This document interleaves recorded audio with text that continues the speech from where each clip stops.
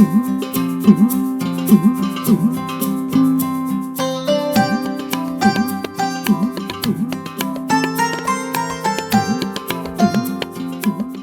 হাঁড়িতে রাখা কাঁচা রস, থালায় থালায় সাজানো খেজুর রসের পায়েস, পিঠা, ভাপা, মুড়িমুড়কি আর খই, যেন ফিরে এসেছে গ্রাম বাংলার চিরচেনা সেই ঐতিহ্য।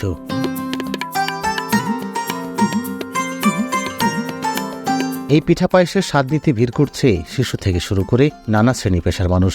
কেউ খাচ্ছে মুড়ি দিয়ে রসের পায়েস, আবার কেউ স্বাদ নিচ্ছেন সেমাই পিঠার। ঝিনাইদহের মর্নিং বেল চিলড্রেন একাডেমির প্রাঙ্গণে তৈরি হয় উৎসবের আনন্দমুখর পরিবেশ। পৌষ পার্বণ উপলক্ষে বিদ্যালয় চত্বরে বসানো হয় নানা স্টল।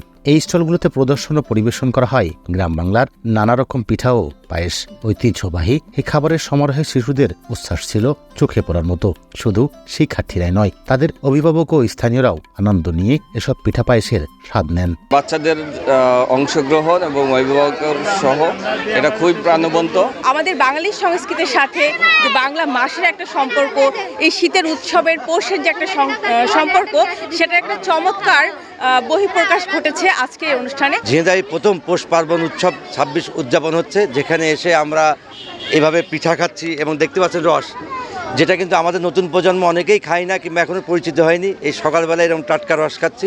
মর্নিং বেলের এই অনুষ্ঠানে এসে ভালো লাগছে যে তারা প্রতি বছরই বাংলার এই চিরচরায়িত যে পিঠা উৎসব তারা ঝিনাইদহবাসী উপহার দিয়ে থাকে। তা আমি এসে খুবই আনন্দিত।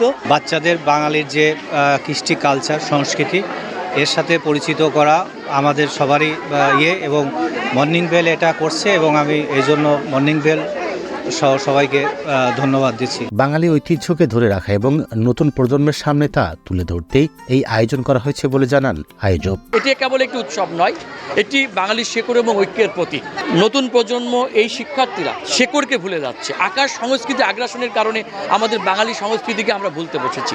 মর্নিং বেল চিলড্রেন একাডেমি বরাবরই শিক্ষার্থীদের মধ্যে বাঙালি সংস্কৃতি তুলে ধরার চেষ্টা করে। বছরে আমরা যেমন পয়লা বৈশাখ, নবান্ন উৎসব, পিঠামেলা, বসন্ত উৎসবের আয়োজন করে থাকি, তেমনিভাবে এই বছর থেকে আমরা একদম বছরের শুরুতেই এই শীতকালীন এই পৌষ পার্বণের আয়োজন করেছি। আমরা চাই এই ধরনের উৎসবগুলো সারা দেশে ছড়িয়ে পড়ুক, আমাদের শিক্ষার্থীরা দেশপ্রেম এবং দেশাত্মবোধ নিয়ে বড় হোক। সকাল থেকে দুপুর পর্যন্ত চলা এই পৌষ পার্বণে পরিবেশন করা হয় অন্তত 20 প্রকার পিঠা ও পায়েস। পাশাপাশি পরিবেশিত হয় শীতের গান। লোটাস রহমান সোহাগ, সময় সংবাদ, ঝিনাইদহ।